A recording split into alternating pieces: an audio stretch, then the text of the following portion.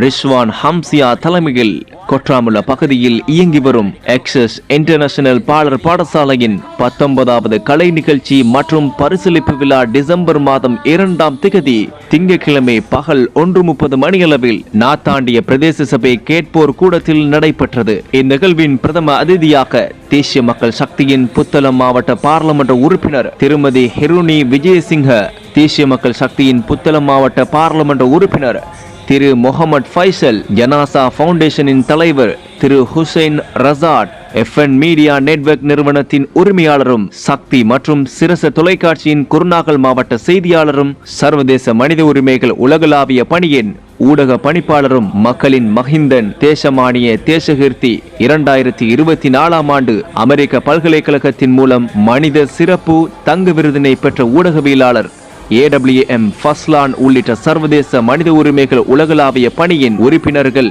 குழந்தை பருவ கல்வி மேம்பாட்டு அதிகாரி திரு நிரோஷன், குழந்தை பருவ கல்வி மேம்பாட்டு அதிகாரி திருமதி சந்தமாலி, இளம் ஊக்கமளிக்கும் பேச்சாளர் மற்றும் டிஜிட்டல் பணிப்பாளர் திரு முகமது சிராஸ், அல்ஹிரா முஸ்லிம் மகாவித்யாலயத்தின் அதிபர் திரு M சஃப்ராஸ், அல்ஹிக்மா முஸ்லிம் மகாவித்யாலயத்தின் அதிபர் திரு ML Majid, AM Royal production and academy நிர்வாகி மற்றும் தலைமை நிர்வாக அதிகாரி அஸ்மா முஸ்தாக் உள்ளிட்டோர் இந்நிகழ்வில் எக்ஸஸ் இன்டர்நேஷனல் பாலர் பாடசாலையின் அதிதிகளாக கலந்து கொண்டனர். இதன்போது எக்ஸஸ் இன்டர்நேஷனல் பாலர் பாடசாலை மாணவ மாணவிகளுக்கு இலவசமாக பாடசாலை புத்தகப்பை மற்றும் பணத்தொகை மற்றும் பரிசல்கள் அன்பளிப்பாக வழங்கி வைக்கப்பட்டன. சிறார்களின் திறமைகளை வெளிக்கொணரும் வகையில் பல கலை நிகழ்வுகள், போட்டி நிகழ்ச்சிகள், ஆங்கில மொழியின் பெருமதியை உணர்த்தும் வகையில் எக்ஸஸ் இன்டர்நேஷனல் பாலர் பாடசாலை மாணவ மாணவிகளுக்கு விசேட விளையாட்டும் ஏற்பாடு செய்யப்பட்டிருந்தது. இறுதியாக போட்டி நிகழ்ச்சிகளில் வெற்றி பெற்ற